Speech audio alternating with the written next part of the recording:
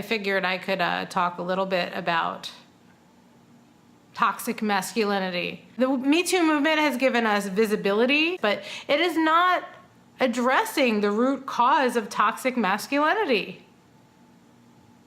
And you know what that is? That starts as a child.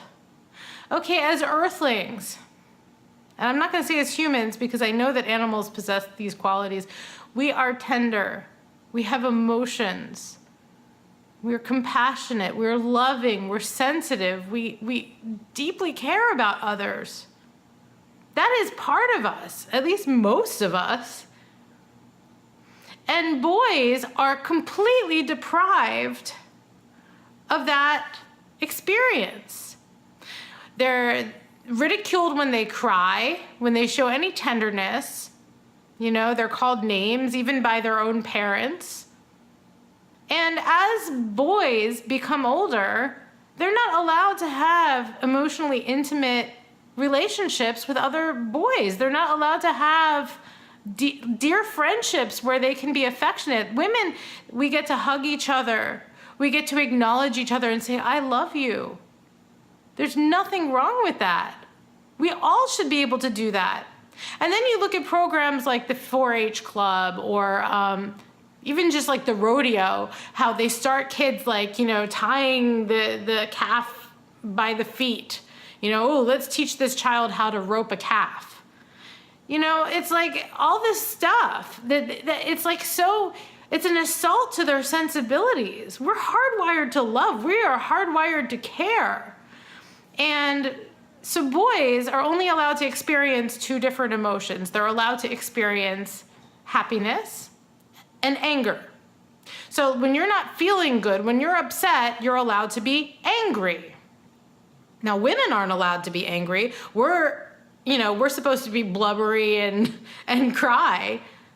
And it's fine to be like that. I've been doing my share of that this week too. But this is the problem, is saying that men are supposed to have a certain set of emotion and women are supposed to have a different set of emotions. The thing is, emotions are genderless. It is part of our experience, our earthly experience, to have, you know, sadness, happiness, anger, frustration, depression. I mean, we're allowed to have emotions that society deems ugly. It's part of us. It's part of our fabric. And I think the problem is all these little boys are growing up burying their tenderness, burying their emotions, burying their compassion. It's got to go somewhere. So it bubbles up into this wild rage. And on an unconscious level, I think that there is a jealousy that we are, as women, able to express those emotions freely. I think that there's a hostility. And so I think the people who are the most off balance, the people who have been raised in a very macho environment where they haven't been allowed to be tender and caring, those are the people who commit acts of assault more frequently because they are angry and they hate us. That's the problem. It's like, until we can address that, and women prop it up because so many women are repulsed by a man who cries or who shows tenderness. They think it's weak. So the women are upholding the same bullshit cultural assumption that this is weak. But being vulnerable is strength. Being vulnerable is part of our experience here, and the boys are being denied that. So if we want to counter rape culture, if we want to get rid of toxic masculinity, we have to first embrace from early childhood a boy's tenderness and a boy's sensitivity. And, you know, I'm going to go on a deeper level with veganism because I'm telling you, one of the worst things we do to children is teach them to love animals and then force them to eat their corpses. It is the antithesis of logic to root for these animal protagonists as children, to root for, you know, Charlotte's Web for the pig and the spider, and to, you know, want the chickens to run free in Chicken Run, and to like know all the sounds that the animals make and get really into like all these different animals. and then eat them.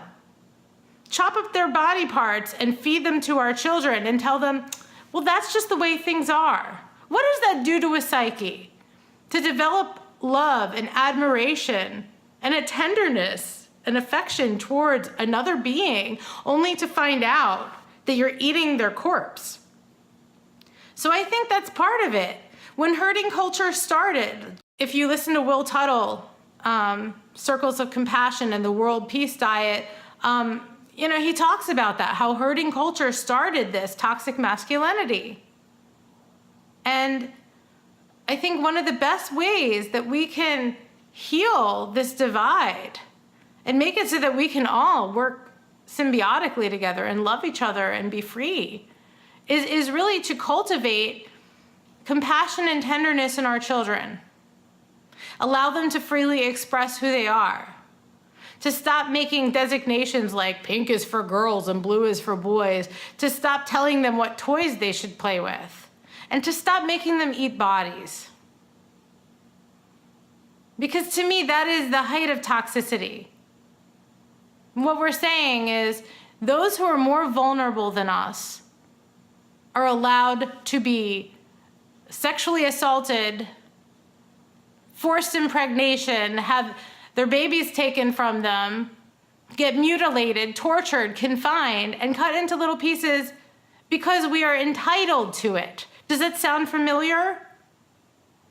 We are doing that to other species. We are raping them and we are chopping their body parts up because we feel entitled. Not because it's a necessity, not because we don't have other options, but because we have the privilege of exercising power over them.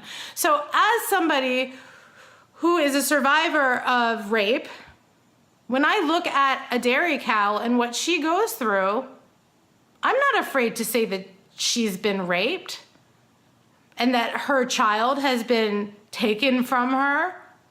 If anything, I feel more compassion because I recognize that she's me and I'm her.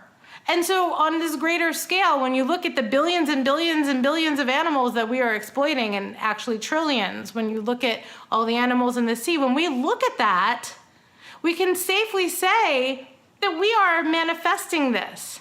It is happening to us because we are part of the web. We are doing this to others and it is returning to us. I care deeply about every social justice cause because everybody deserves to be free. Everybody deserves to have equal rights, fair treatment, and nobody deserves to be exploited for what their utility is to others.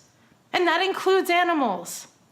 So I feel like in this time of extreme toxic masculinity, and I'm hoping that this is, before the dawn, that we're at the precipice of something else because this has gotten so bad that now people are going to protest like we've never seen before. I'm hoping that that's what's going to happen. But I want to say that being a vegan is part of that. It needs to be intersectional. We need to consider every being on this planet and ask ourselves, is there another level? Am I exploiting somebody else for what they can give me? There's so many levels of privilege. And I think we all have to constantly check in with ourselves and saying, how am I exploiting others? What can I do to support others?